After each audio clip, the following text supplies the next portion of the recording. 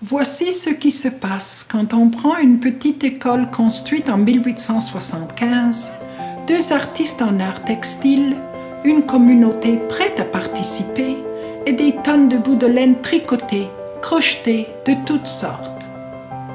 Voici ce qui s'est passé dans le petit village d'Abercorn, dans les cantons de l'Est, pendant l'été 2013.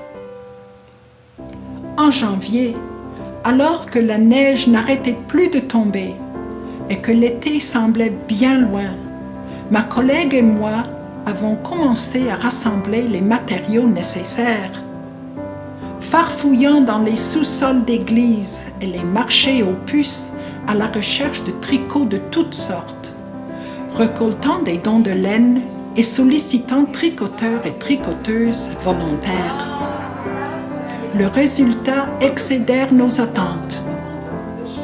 En février, la première de multiples rencontres eut lieu. Rencontres du mercredi, au cours desquelles nous avons redonné vie à ces travaux d'aiguille abandonnés.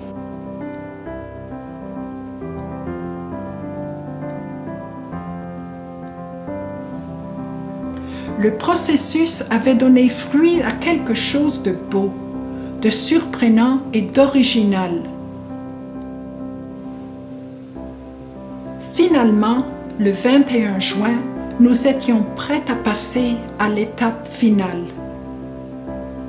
Une équipe formidable s'est formée. Les échafaudages ont été montés, des échelles de toutes sortes rassemblées. Et brocheuses industrielles en main, nous avons commencé le travail. Dès le premier jour, la façade était complétée. Les jours d'après, ce fut le jardin Ségré, puis les installations dans les arbres.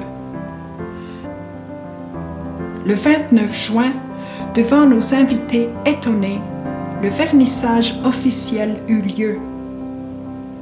Dès lors, un flot constant de visiteurs, venus des quatre coins du monde, ont eu le plaisir de voir ce qu'on pouvait faire avec de l'imagination et des bouts de laine.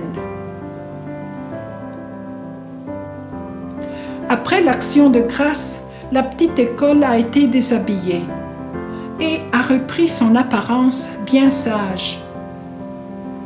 Ce fut une incroyable aventure, une expérience inoubliable pour ma collègue Lise Gold et pour moi, Daniela Pellis. Nous sommes émus et touchés par le soutien, l'appréciation et les commentaires reçus. Nous remercions sincèrement tout le monde, tellement de gens qui nous ont aidés et sans lesquels nous n'aurions jamais réussi. Notre groupe du mercredi, l'équipe qui a monté et puis démonté l'œuvre, le village d'Abercorn et surtout l'ACPA et The Women's Institute qui nous ont permis de transformer leur petit édifice. Finalement, nous aimerions remercier toutes les tricoteuses anonymes à l'origine de cette multitude de bouts de tricot qui ont permis de créer cette installation. C'est à vous que nous dédions cette œuvre.